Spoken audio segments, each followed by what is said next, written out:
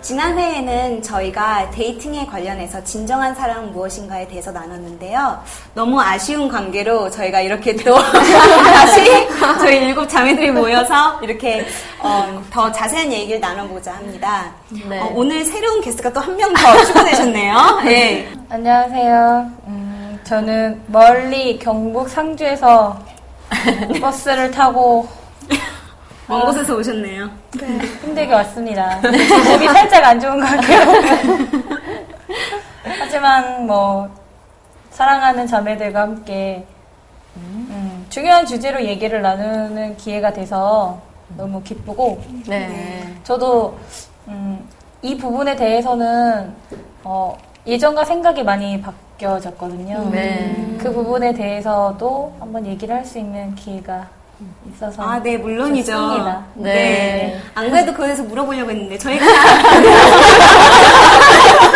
잘 말씀해 주셨네요. 저희가 지난 회에 이런 얘기를 나눴거든요. 진정한 사랑은 무엇인가? 왜 많은 일반 청년들이 이제 그거에 대해서 궁금해하고 있고 감정적으로 더 많이 따르는 경향이 있잖아요. 대부분의 청년들이 요즘 그러고 있는데 그것에서 어떻게 생각하는지, 그럼 예전에 생각이 바뀌었다고 했는데 예전에는 어떻게 생각을 했고 지금은 또 어떻게 생각이 바뀌었는지 좀 나눠주세요. 저는 원래 결혼에 대해서, 그러니까 연애는 해도, 그러니까 사람 사이에 감정이 이렇게 생길 수 있으니까, 연애는 해도 굳이 결혼을 하지 않아도 된다고 생각했어요. 네. 그러니까 결혼이 항상 전제된 남녀 관계라는 거에 대해서, 그게 옳다, 그르다 이런 판단도 안 하고, 그냥 자연스럽게 된 게 맞다라고 생각했어요. 그런 부분이, 그게 오히려 더 맞는 게 아닌가라고 생각했어요. 이렇게 뭔가 규격이 정해져 있으면은 뭔가 그렇죠.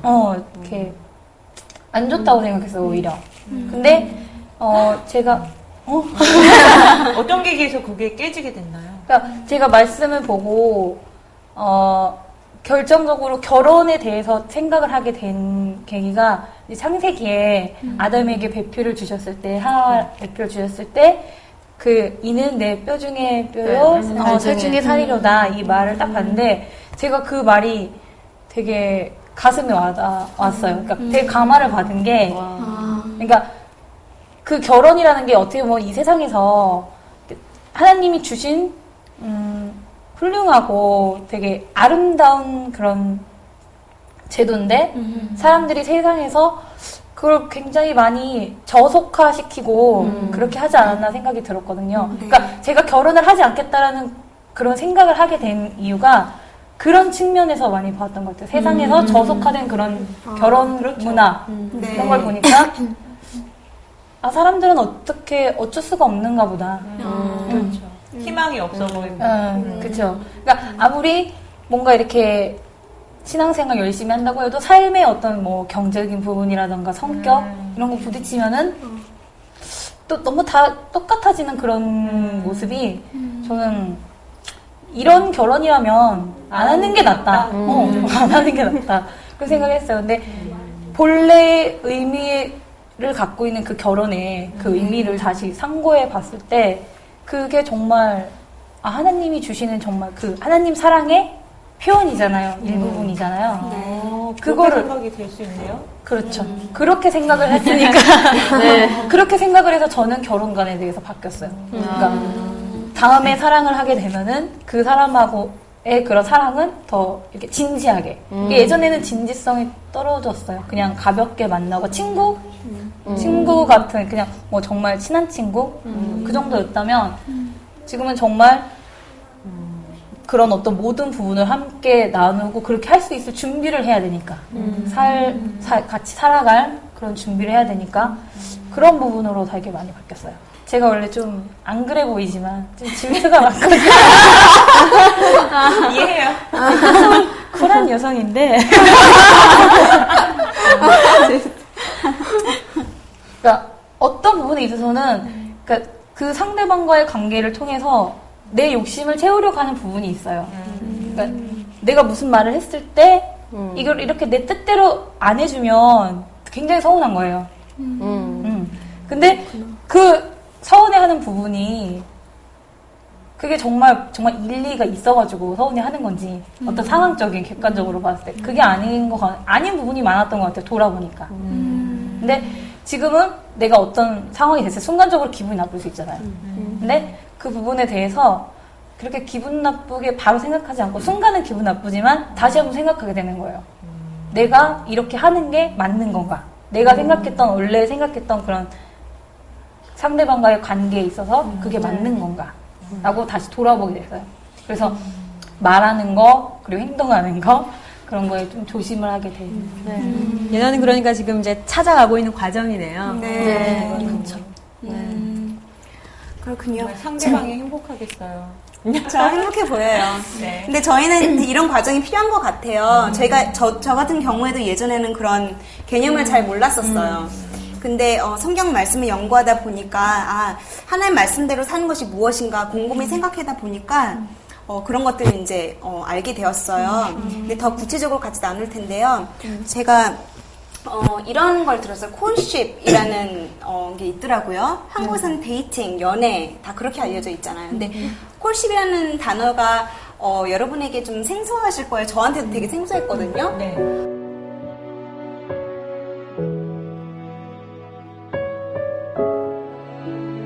콜트십의 유래가 이렇게 정원에서 남녀가 서로 거닐면서 이야기를 하는 데서 유래가 됐대요. 그래서 정원에서 이렇게 만나면서 서로에 대해서 알아가고 서로에 대해 진지하게 이야기를 하는 것이래요. 그래서 보통 일반 연애는 감정이 앞서기 때문에 서로에 막 푹 빠져 있지만 그 콜트십은 서로에 푹 빠지지 않고 서로 감정이 배제된 상태에서 서로를 알아가는 것이기 때문에 네. 참으로 건전하고 또 서로에 대해서 객관적으로 그리고 또 상대방이 정말 네. 배우자서 적합한 사람인지 네. 말씀대로 그걸 정원 한 바퀴 네. 도는 사이에 어떻게 다 하나요?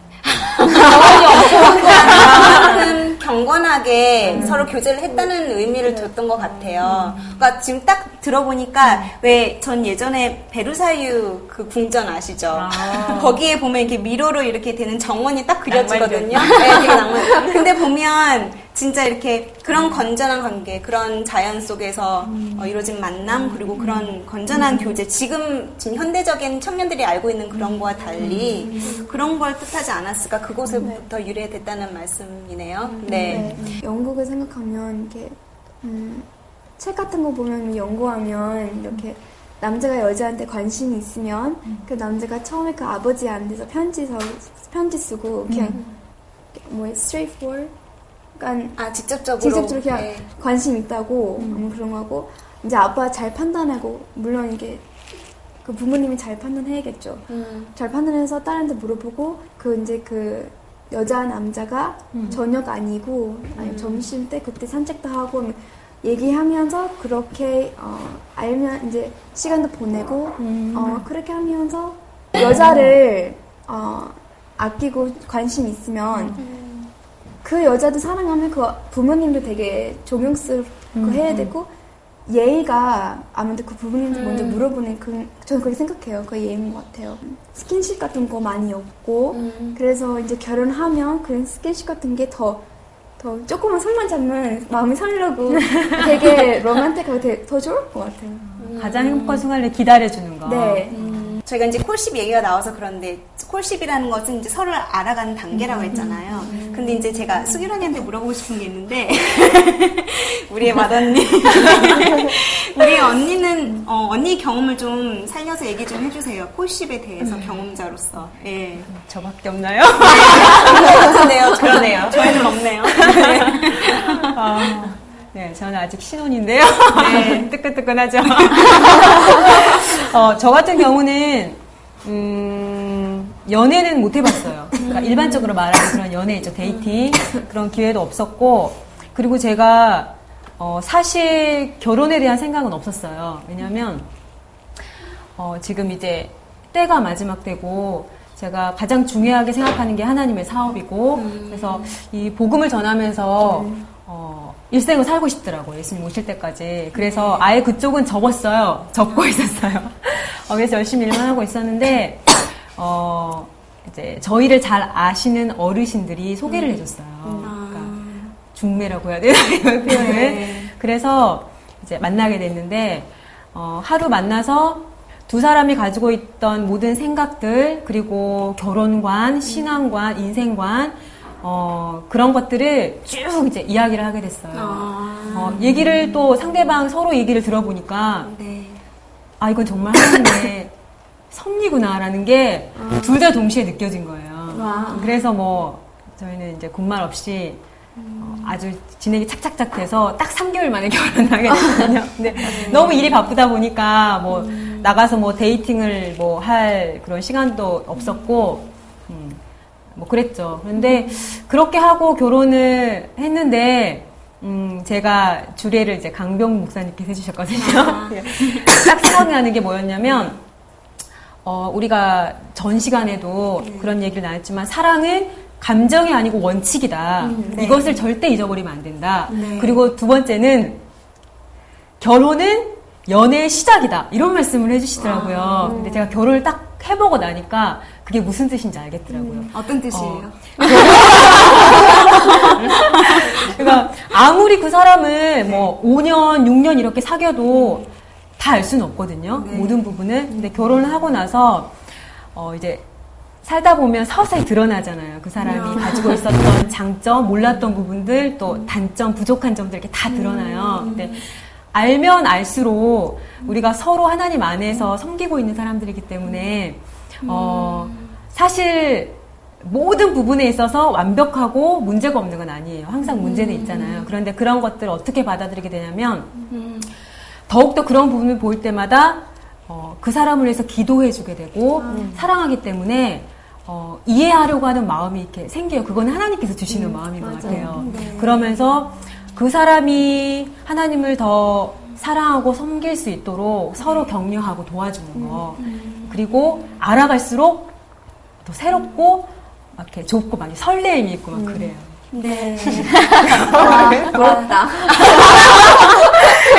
아, 우리 청년들이 부러워할 거라 이런 말 잘 안 하는데. 근데 저는 수길 언니의 그 하나님의 섭리하심으로 말미에서 이렇게 이루어진 결혼이 부러울만도 해요. 얼마나 하나님 섭리에 따라서 그렇게 하나님을 항상 최우선순위로 둔 두 부부가 만나서 이렇게 하나님 사업을 이끌어나가고 있는 모습이 저한테는 참 좋은 모본이 되었어요. 네. 네. 그런데 아까 말씀해 주셨던 부분을 다시 돌아가자면, 이제 콜십을 하면서 가장 먼저 이제 알아야 될 거, 우리의 생각의 가치관, 같은 곳을 바라보고 있는지, 그런 것들이 신앙관. 중요하잖아요. 신앙관. 그런 것들. 근데 이제 그런 얘기를 나눌 때, 상대방의 부모님에 대해서도 같이 알아보는 그런 시간이 있었나요? 저희는 시간이 얼마 없었어요. 그래서 뭐, 특별히 깊게는 못했지만, 사실, 좀 안타까운 부분인데, 저희 어머니 같은 경우는 복음에 대해서 잘 깊이 모르시는 분이세요. 그러니까 확실하게 신앙관이 이렇게 뚜렷하게 서 계신 분이 아니세요. 네.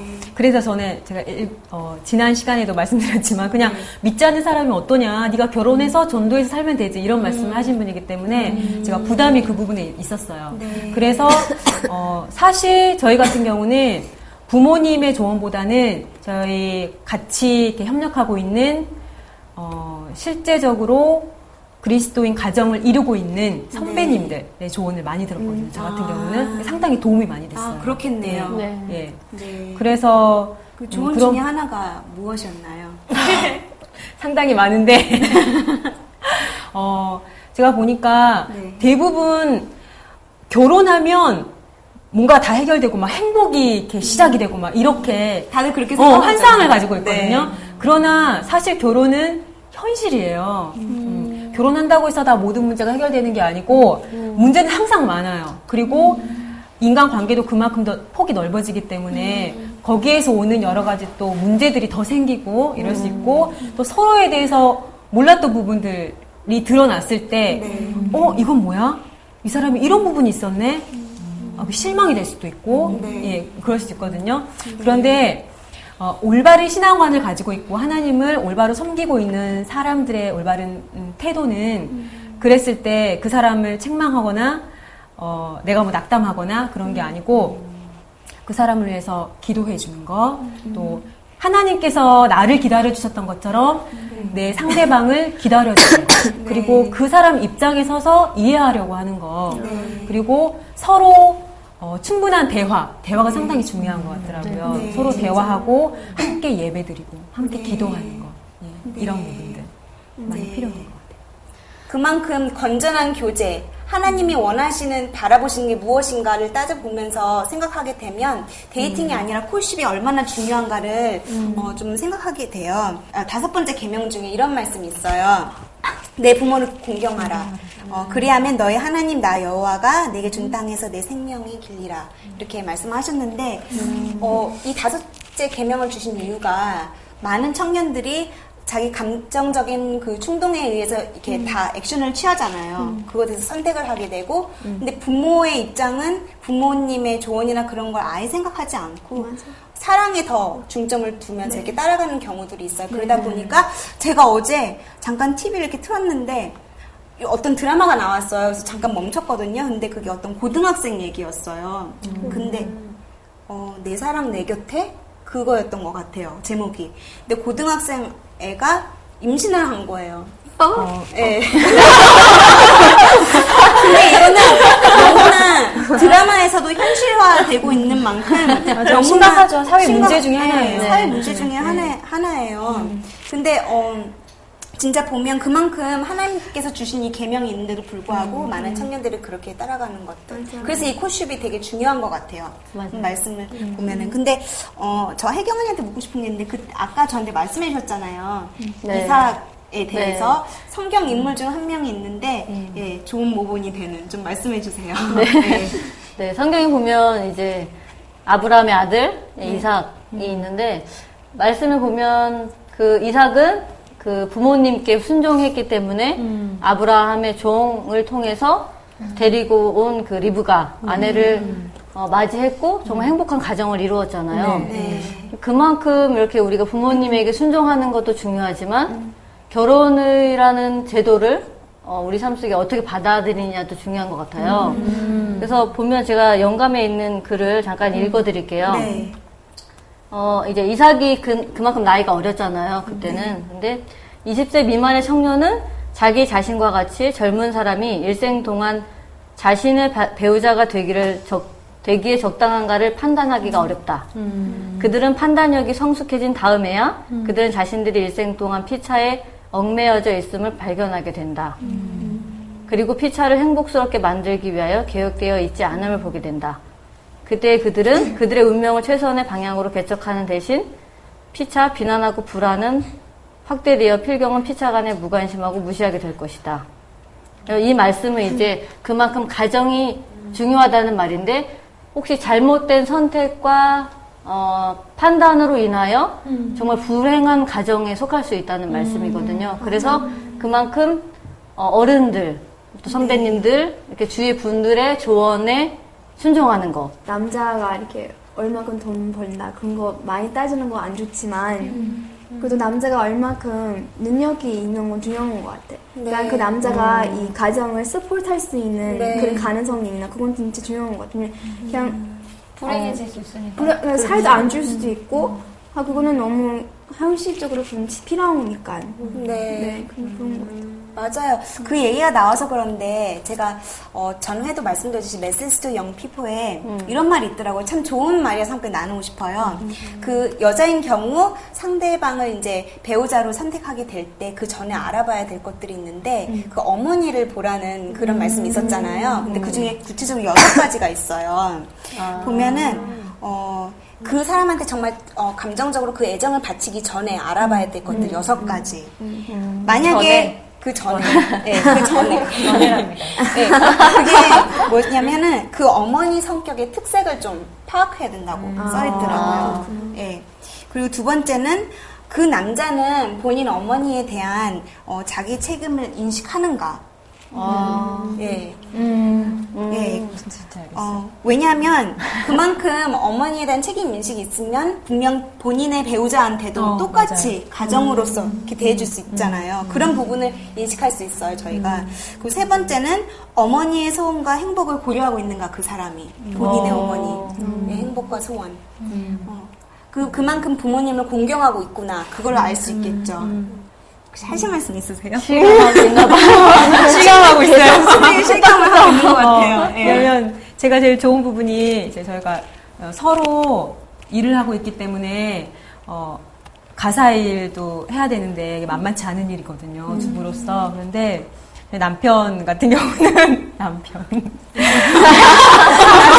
얘기하기 아직도 쑥스러운가 봐요. 아직 신혼이라서. 상당히 잘 도와줘요. 예를 들면 빨래는 내가 알아서 할 테니까 그쪽은 신경 쓰지 마라. 그리고 항상 설거지를 해주고 음식물 쓰레기를 갖다 버려주고 또 청소기도 요즘 남자도 돌려주고. 그런 걸 해줘요? 네, 너무 잘해줘요. 너무 잘해줘요. 그리고 그러니까 요즘 시대 남자들도 요즘 요즘 시대가 시대는 더 잘하죠. 아, 옛날 사람보다. 아, 그래요. 한국은 그래요. 한국 사회는 그런가? 아직 그렇지 않은 이제 부분들도 있는데 많이 바뀌었죠. 맨날 미국에서 있으면 한국 남자들은 뭐 청소도 안 해준다고 요리 안 해준다고 그래서 그런 사람들 또 있어요. 있기는. 중국 사람이 제일 낫다고 보니까 남편이 어머니에게 그렇게 하더라고요. 집에서 어머니를 그렇게 도와드리고 그렇게 했더라고요. 그러니까 자연스럽게 가정을 이뤄서도 가정에서도 그렇게 충실하게 하더라고요. 그래서 중요한 것 같아요. 시간이 좀 더 있다면 더 자세히 묻고 싶지만 다음으로 넘어가도록 하겠습니다. 또 네 번째가 뭐였냐면 그가 어머니를 존경하고 공경하지 않는 사람이라면 아내에 대해서 존경과 사랑, 친절과 주의를 표시할 수 있을까? 바로 저희가 지금 나눴던 부분들이죠. 그렇죠? 다섯 번째가 결혼의 신선미가 지난 후에도 결혼하고 나서 그런 신선함 아직도 그런 것이 지난 후에도 그가 나를 변함없이 끝까지 사랑해줄 수 있을까? 맞아. 그것을 봐야 된대요. 2년 후에도.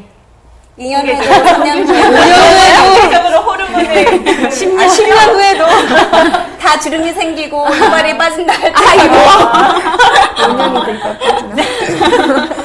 그리고 여섯 번째, 그는 나의 실수를 참아줄 수 있는 것일까? 그러니까 중요한 부분. 아니면 나의 실수를 비난하고 오만하게 굴고 정말 그렇게 할 것인가, 비난을 할 것인가, 오히려 사랑으로 덮어줄 것인가, 많은 실수들을.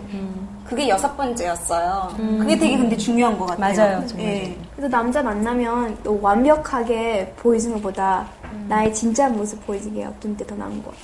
맞아, 근데 정말 여기 그래. 예. 네. 그렇고 먼저 말씀하세요. 아니, 그래요? 그러면 나를 포장하게 보여주면 네. 물론 어떤 거는 주의해야 되니까 방금 같은 거는 안 하면 좋지. 하지만 남자는 이제 기준은 어떻게 정하는 거예요, 원을? 그거는 본인이 알아서 정하고 근데 너무 많이 포장하면 그 사람이 이제 실망하니까. 실망하고 어떻게 보면 사기? 아무튼 이웃에게 거짓. 솔직하게 하는 게 제일 좋은 것 같아요. 그 네. 상대방 사랑하는 거. 그게 코트십의 과정이죠. 솔직한 모습을 보여주는 거. 그럼 제일 행복할 수 있어. 어디까지 솔직한 모습 보여줘요? 콘테십에서 다 보여줘요? 다? 아무래도 아까 한계가 말했듯이 있지 않을까? 뭐 경험자 여기 분이 정확하게 알아야죠. 말씀하셨지만, 모든 부분을. 그러니까 본인의 성격에 대해서 솔직하게 나눴다고 그때 네, 말씀하셨잖아요. 나의 이런 부분이 있습니다. 저 같은 경우는 제가 감추고 싶은 저의 부분들 있죠. 치부라고 말하죠. 그런 것들까지 솔직하게 이야기를 했는데 오히려 고맙다고 하더라고요. 그런 것까지 다 이야기해줘서. 그래서 제가 그 부분에 감동을 받았어요. 근데 만약 싫어요 이러고 가버리면 그러면 깨끗하게 정리해도 되는 거죠. 그럼 그 그 사람은 사람이 아니니까. 내가 마음에 들지 그럼 않는다면 오해 잘 됐어. 왜냐하면 감정이 들어가지 오히려 잘 됐어. 감정이 들어가지 않았기 때문에 거기서 헤어진다고 해도 겁이 나네요. 아직 경험이 없어서. 아, 그렇구나. 네. 네, 확실하게 하고 넘어가야겠죠. 네, 그래서 이 콜십이 필요한 것 같아요. 왜냐면 데이팅은 또 말했듯이 비교를 하자면 그런 부분이 다 감춰진 상태에서 감정적인 부분이 많이 드러나고 남한테 잘 보이기 위한 것들 그런 것을 다 이렇게 커버가 되죠. 근데 막상 결혼하고 나면 아무래도 그런 부분들이 보여지지 않을까. 뭐 경험은 없지만 아무튼 얘기했나요? 추측을 하게 되었습니다. 네, 이제 마칠 시간이 되었는데 너무 아쉽네요. 너무 짧았어요. 너무 아쉽네요. 또 해야 될 것 같아요. 참고로 넘어갈까요? 다음에 책까지 넘어가고. 근데 이런 생각을 하게 됐어요. 이런 얘기를 나누면서 정말 내가 하나님 안에서 올바로 살겠구나. 하나님과 나의 관계가 올바라야만 내가 다른 사람을 볼 때도 배우자를 선택하는 면에 있어서도 그런 것들을 더 중요히 생각하고 바라보지 않을까라는 생각을 하게 되었습니다. 그래서 어떤 거대한 정말 큰 희생을 치룰지라도 내가 포기한 게 있어야 될지라도 하나님의 계명이 더 나한테 귀중한 것이 되어야 된다라는 생각이 하게 되었어요. 왜냐하면 이 사랑은 하나님 주신 선물이잖아요. 그렇죠? 맞아요. 네. 그래서 정말 우리 모두가 감정에 대한 그런 것을 신앙 감정이 아니듯이 거기에 얽매이지 않고 하나님 말씀을 더 연구하면서 하나님의 사랑에 대해서 더 많이 배우고 알아가는 그런 시간이 되었으면 좋겠습니다. 네, 참석해주신 이 아름다운 자매님 네, 정말 감사합니다. 참 아쉽네요. 네, 그러네요. 다음 기회에 또 한번 같이 했으면 좋겠습니다. 네. 감사합니다. 네.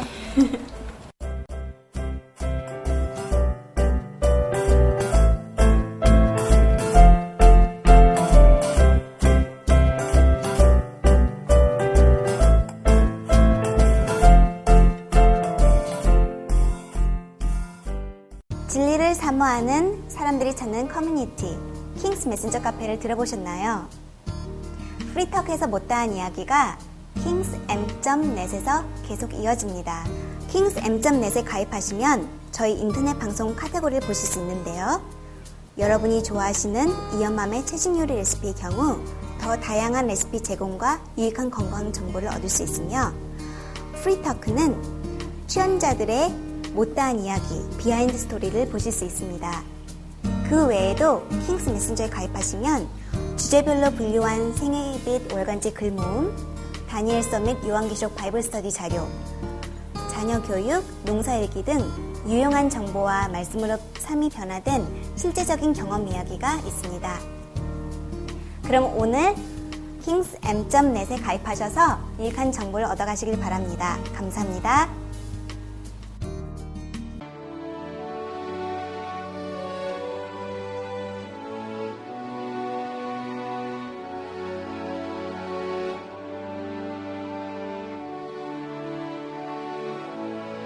여러분, 예수님의 모든 행동들은 사랑의 발로였습니다. 근데 무슨 사랑일까요? 그냥 그저 아껴주고 감싸주는 그런 감정적인 사랑일까요? 천만에 아니죠. 진리에 대한 사랑이었습니다.